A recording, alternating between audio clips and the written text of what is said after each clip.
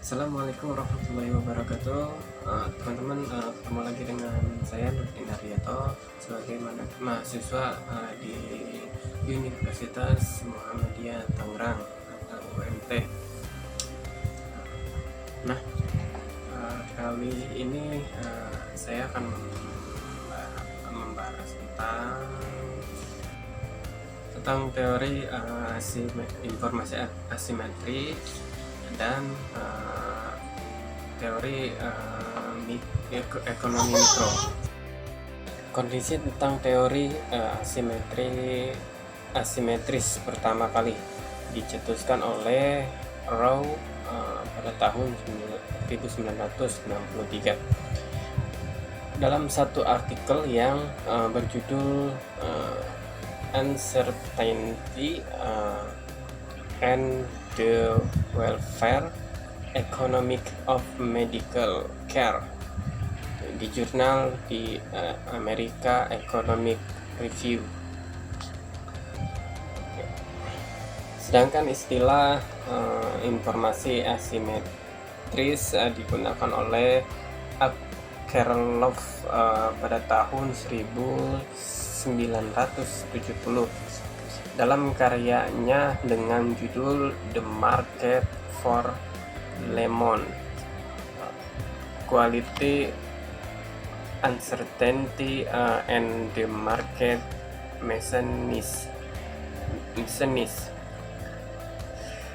dalam pasar barang kacangan.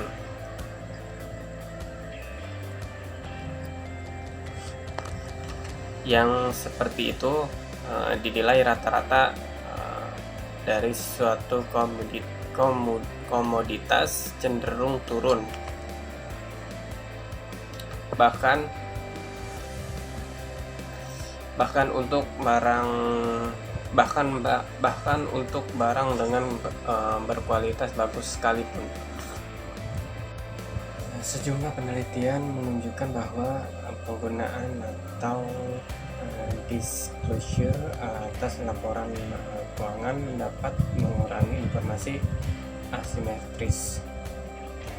Informasi akuntansi yang berkualitas berguna bagi investor untuk menurunkan ketidakseimbangan informasi atau asymmetry information. Teori ekonomi mikro.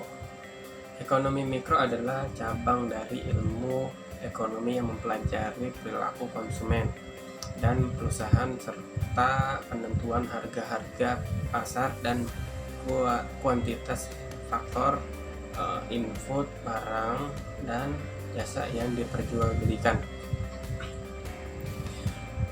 Ekonomi mikro meneliti bagaimana berbagai keputusan dan perilaku tersebut mempengaruhi penawaran dan permintaan atas barang dan jasa yang akan menentukan harga dan bagaimana harga pada gilirannya menentukan penawaran dan permintaan barang dan jasa selanjutnya.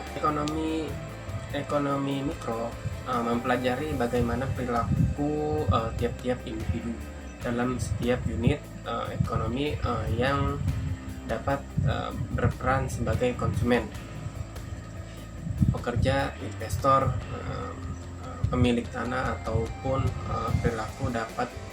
perilaku sebuah industri. Ekonomi mikro menjelaskan how and why sebuah pengambilan keputusan dalam setiap unit ekonomi. Contoh,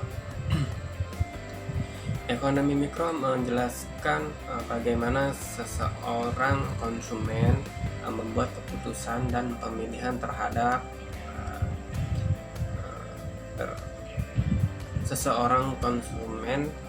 membuat keputusan dan pemilihan terhadap suatu produk ketika ada perubahan pada harga dan pendapatan. Dalam teori permintaan dan penawaran, ada beberapa komponen ekonomi mikro yang mempengaruhi permintaan dan penawaran suatu barang atau jasa. satu, interaksi di pasar barang. Yang kedua, tingkah laku pelaku ekonomi atau penjual dan pembeli. Nah, ada 3 macam tingkah laku perilaku ekonomi, yaitu satu, produsen dan konsumen melakukan aktivitas perekonomian secara rasional dan terbuka. Yang kedua, aktivitas produsen dan konsumen dalam pasar dilandasi dengan tujuan-tujuan yang ingin tercapai.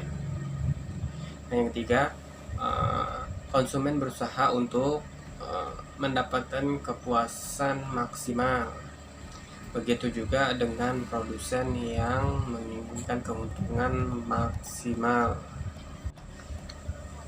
Lalu dalam teori penawaran dan permintaan, yang ketiga adalah interaksi dalam pasaran faktor. Oke, itu aja teman-teman. Semoga bermanfaat. Wassalamualaikum warahmatullahi wabarakatuh.